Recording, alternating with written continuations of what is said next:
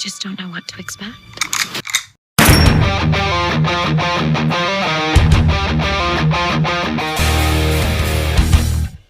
Hello, my Trigger Happy friends. My name is Stevie Cade, and welcome to Film Trigger. As we all know by now, Disney Plus has just dropped their WandaVision, the long-awaited WandaVision television series, or streaming series rather, that, well, we've all been waiting for.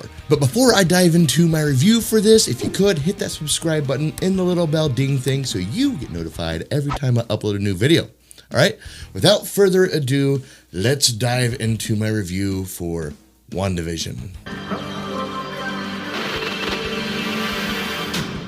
As I said previously, WandaVision has been long awaited. It's been a very curious enigma. We didn't know exactly what the show was going to be. It set out some trailers that was a bit confusing, but intriguing at the same time. So let's talk about my thoughts on it. Let's dive right into what I like about this show. First of all, the 50s/60s like aesthetic of the show. It's right up my alley. See, I'm one who grew up with Bewitched, I Dream of Jeannie, I Love Lucy, all these reruns, and still to this day watch Twilight Zone episodes like regularly. So I love this sort of thing. The decision to do this is kind of questionable, and we'll dive into that a little bit later. I really thought the aesthetic of it and the nostalgia for me just hit home. Well, I assure you, I'm married to a man, a human one. More so in the first episode than the second episode, but we'll dive into that a little bit later. But I found it to be a very bold decision by Disney to go this route, something that's completely disconnected from anything else in the MCU and just the way it's done. So it's bold, it's ballsy, and I like that. I like ballsy shit. That sounded weird. Next up on what I do like is the little commercial breaks that they take. It's a throwback to the live commercials that TV shows used to do back in that time.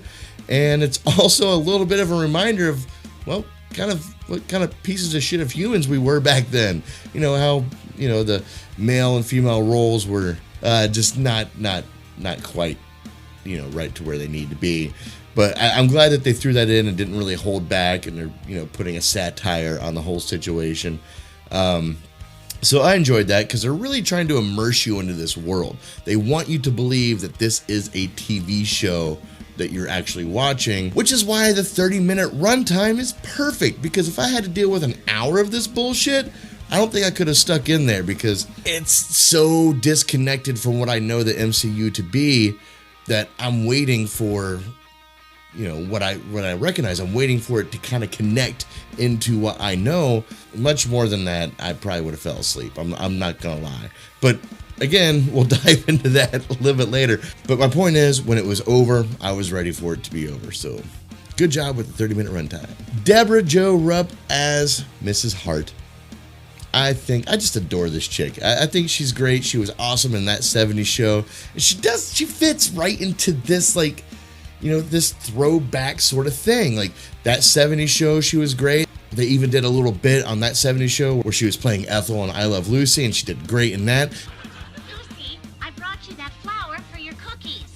Gee, Fred, would it hurt you to hug me like that? Well, probably not, but why take the chance?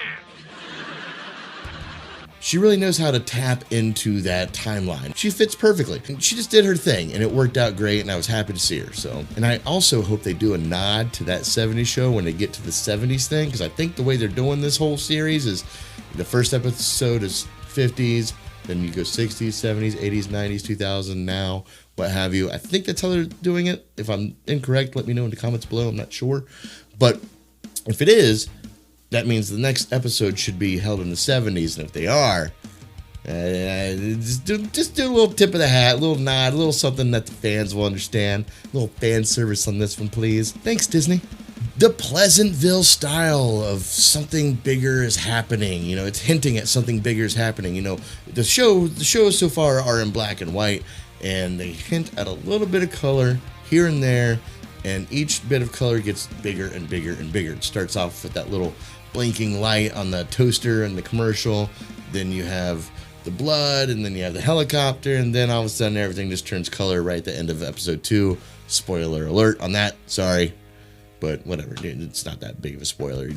It goes from black and white to color. There. Oh my God. Hope I didn't ruin the fucking show for you. But I referred to it as a Pleasantville style because if you remember the movie Pleasantville, they did the same thing when things started changing. Color started splashing on the screen more and more as the world around them began to change.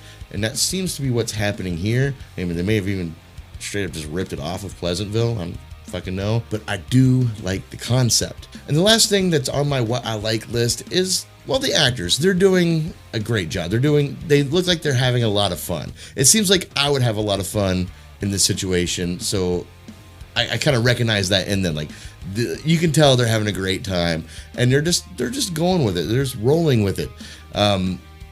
Not all the characters, but the Wanda and Vision are the main characters, and I think they're doing a wonderful job. With that said, we're gonna move right along with what I'm on the fence about when it comes to this show. The subtle hints that something malicious or manipulative that is going on, it's not enough. Like, there's a tonal shift that happens at least in one part in each episode where the whole tone changes and it gets really intense, and then it stops and it doesn't pay off, and you're just kind of left wondering, all right, okay, that was hinting at something, but what? I'm watching a sitcom knowing that it ties into the MCU somehow and seeing that they're just hinting at this stuff. I'm hoping that it pays off, because right now I'm just like, all right, it's 30 minutes almost up. They're not hinting enough to keep me focused on what the bigger picture is or what it could be. I'm hoping that this pays off. I'm hoping that I can finish this entire series and then go back from the beginning and watch it and be like, now I get it. That's what happened with like Zack Snyder's Batman versus Superman. It kind of laid the groundwork for, a bigger picture of future films, but it didn't really pan out too well with the audience, because it turned into this whole Justice League debacle that we have going on, or had going on. But in this show, I found myself in a position just constantly waiting for something to happen. Yeah, okay, we're doing a sitcom thing. Sitcom things are happening. Oh, look, the dishes are floating around. The lobster's on the door.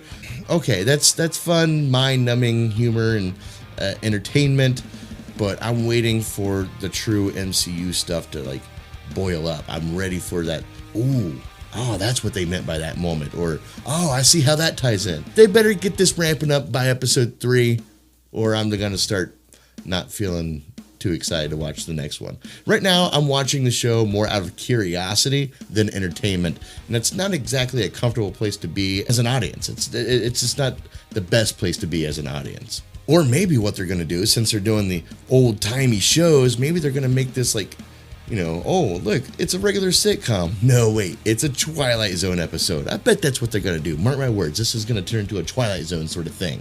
It has to, right? Right? Moving very quickly to what I don't like about this show. Well, let me just say this. The first episode was good. And what I mean by that is, for what they were trying to do, immerse me into their world. It was a very I Love Lucy honeymooners sort of episode. I recognize that. Somebody who grew up on those reruns, I recognize that. And I did enjoy what they were doing. Episode 2 lost me a little bit. Like, they did the whole Bewitched opening, and I thought, okay, they're going to go a Bewitched route. Maybe it's just the way it was shot, and some of the actors didn't really hone in on exactly the time frame. I felt like some people were really hamming it up, like her fucking neighbor, who got on my nerves, by the way. I put her on this fucking what I don't like list. Every time she talked, she was annoying. It just seemed like she was overacting the role. But that's what this was. This was people acting like they were doing a show from that era, or you had some people just seem like they were just hired right off the street, just reading lines off a cue card. It didn't translate. It didn't translate as a 60s sitcom to at least immerse me enough in this moment where I'm pretending that's what you guys are doing right now. That even goes with the directing. It was very simple. Just turn on the camera, shoot. The first episode had very recognizable situations, stuff that I could pick from other shows. Go like, I see what they're doing here. The only thing about this episode that really brought me back to Bewitched was, that sort of mishap. Like, oh, I gotta fix this somehow and make it seem like it wasn't magic. Okay, but like the rest of it just seemed forced. I think that's a good word. It seemed forced. Actually, what I referred to earlier, like that 70s show when I did a throwback bit, where like for about 5 minutes of the show, people acted like they were on I Love Lucy, and so everything was over exaggerated in a sense. I felt like I was just watching a very extended, overrun version of that. That's what this was. It was just a very long bit, which works when it is a bit, because it's satire, it's short, it's funny, and then it brings you back. This just keeps on going and then brings you back in little hints that something is to come, and that just never pays off, or it hasn't paid off yet. I'm investing a lot of time in it. I'm hoping it pays off. I'm having faith in Marvel that it will. So, yeah. And then there's Vision. All right, so if you guys watch my channel, you'll know that I do petty points. And I'm not really doing a petty point section for this because the show is pretty satire and it's hard to pick out petty points for a show that's being satire. Not hard, just, it's a fuzzy line. But with Vision, I might start off critiquing him in this show, and I'll probably end up on a rant just with my problem with Vision in the MCU entirely.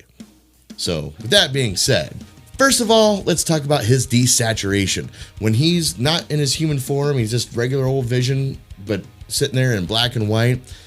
I feel like they could have done the tonal changes in his color, like where his lines are. It just seems very muddled. When you're working with black and white, colors don't translate and pop as well as they do in color. Obviously, he's obviously this bright, pinkish, fuchsia, whatever color. When it goes black and white, it just turns very pale. You can't tell the difference.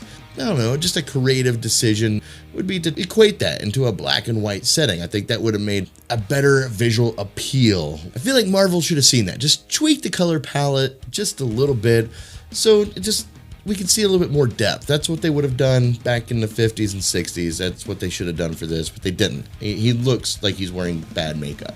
And Vision being drunk because he swallowed gum. Okay, so here's my whole problem with Vision in the MCU. Vision is essentially this synthetic god created by two genius scientists and the Mind Stone. Okay. He is yet to live up to that at all. Like in any of the movies, he's done some powerful things. Oh, yay, he picked up Thor's hammer and he grew his own cape. Neat. But he never actually lived up to this synthetic god that he's supposed to be.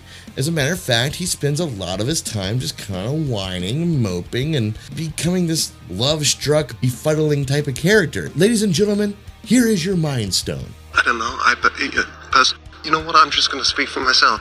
I think It's shitty.